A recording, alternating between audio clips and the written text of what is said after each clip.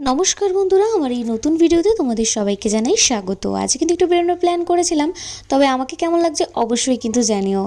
আর আমরা কিন্তু আজকে যাব একটা বেশ ভালো জায়গায়, তবে হ্যাঁ, ভিডিওটা কিন্তু স্কিপ করো না, দেখতে থাকো।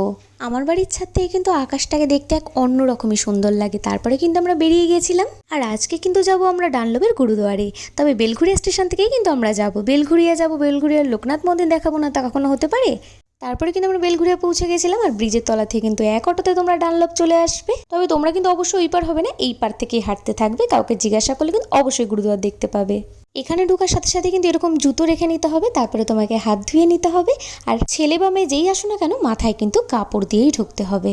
আর এইখানে ঢোকার পরে কিন্তু আমার মনটা বেশ শান্ত হয়ে গেছিলো। আমি কিছুক্ষণের জন্য কিন্তু নিজেকে একদমই শান্ত করে ফেলেছিলাম, কারণ চারপাশের পরিবেশটা কিন্তু একদমই শান্ত, বেশ ভালো। তবে এখানে কিন্তু একদিকে ছেলেরা বসে, একদিকে মেয়েরা বসে।